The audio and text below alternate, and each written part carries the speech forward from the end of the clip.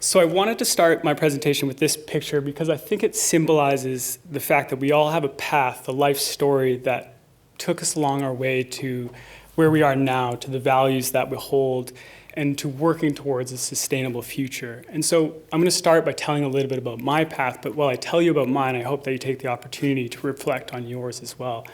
So my path started in the 5th floor of a University of Toronto student housing, where we were crammed into a small little apartment with my 2 brothers and my 2 parents while they finished their education. And so my initial path was going to be shaped by life in downtown Toronto. We would spend time outside, but we were always inundated by the hustle and bustle of the concrete jungle, I would say, that represents Canada's largest city. And it was just before my 6th birthday that my parents decided to make a huge decision that I would say fundamentally changed the path that I was on. They packed us into our Volvo station wagon, and drove us across the country to a small Gulf island called Gabriola, the northernmost of the southern Gulf Islands, now known to me as the traditional territory of the Sinemo people.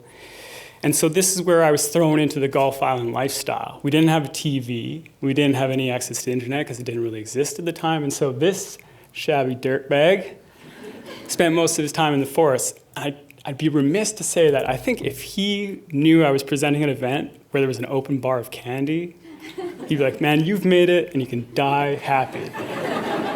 So I digress. This is the experience of my childhood because our parents made that decision to move us to Gabriel Island. Spent time on the ocean, in the forest, learning from the natural systems and experiencing them firsthand, which I think, unknown to me at the time, put me on a path towards my job at Ecojustice. And so that's where I'm now. And as a lawyer at Ecojustice, we work to represent other organizations, First Nations, individuals, and other communities to protect the environment. And so that work is divided between 3 teams focusing on protecting nature, protecting healthy communities, and combating climate change. And so as this slide is meant to reflect, 70% of that work is focused on litigation, so using the courts, and the other 30% is focused on law reform.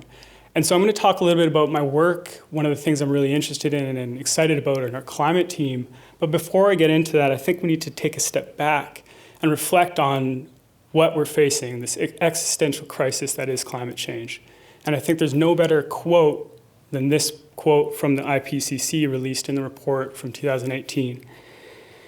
And let's be clear, it's an existential crisis that we're facing, especially here in Canada. I think that our federal government recently confirmed we're warming at twice the rate as almost the entire rest of the world, apart from the north. And that is going to have serious and dire consequences for all of us. And in particular, if we continue on this path to this high temperature scenario, which we are on, we need to be clear about that. And so, well, it's one thing to read these in reports. It's no doubt terrifying. It's the folks on the ground in these rural communities and the indigenous communities that are on the front line of climate change and are already feeling the impacts. And those impacts increase in natural disasters, increased droughts, increased water shortages, and coastal erosion are only going to continue. And so I don't know about you, but reading these reports, this information, and experiencing these things kind of creates this visceral existential dread into me that I experience day in and day out. And I don't think we're alone in feeling that. And the good news is that people are mobilizing to do something about it. We've seen it across Canada, we've seen it across the world, led largely by youth and Indigenous people. They're taken to the streets and they're turning that feeling into action against governments who are refusing to take their appropriate action. And there are other folks who are taking it a step further, who are saying enough is enough, and going above and beyond and risking their lives and their livelihoods by putting themselves on the front line and committing acts of non-violent civil disobedience. And so these include things like blocking fossil fuel infrastructure, clogging up downtown arteries to bring light to the issue of climate crisis. And we've seen this in our own backyard with Extinction Rebellion, occupying the Burrard Street Bridge, and over 200 people getting arrested at Kinder Morgan protests last year. And so what do Ecojustice have to do with this? It's a good question.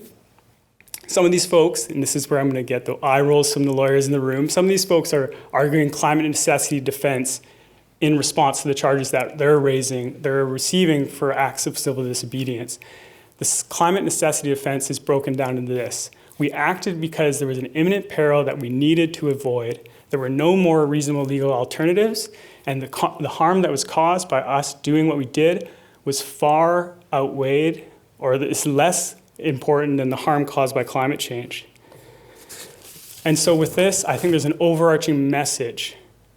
These laws that are putting climate change on our society on track for climate change are no longer have the moral authority to govern these people. And given the circumstances, they should be allowed to raise the defenses in the actions that they're taking. And for the lawyers who are rolling their eyes in the room, consider our history of civil disobedience. Consider the history of those folks who stood on the front lines and raised their voices and took action and refused to be abiding by laws that no longer had that moral authority. I'm not saying that tomorrow we're going to wake up and these people are going to be acquitted on the basis of a climate necessity offense, but I am saying that the court is going to have a really important role to play going forward, and we're going to see more and more of these folks in the courtroom raising this defense and raising other defenses to try to convince the courts and the judges to take the action that's necessary. I started this presentation with a focus on the path that put us all here into these seats tonight, and for those who are taking action to combat climate change. I think another important point to make is that there needs to be a motivation that keeps us going, that keeps the fight in us. For me, it's those dirtbags, my new nephews that are on Gabriel and experiencing the natural systems that I am. I hope that each of you has some natural system or someone in your life who you can pull on to fight for a more equitable, just, and sustainable future. Thank you, and sorry for taking time.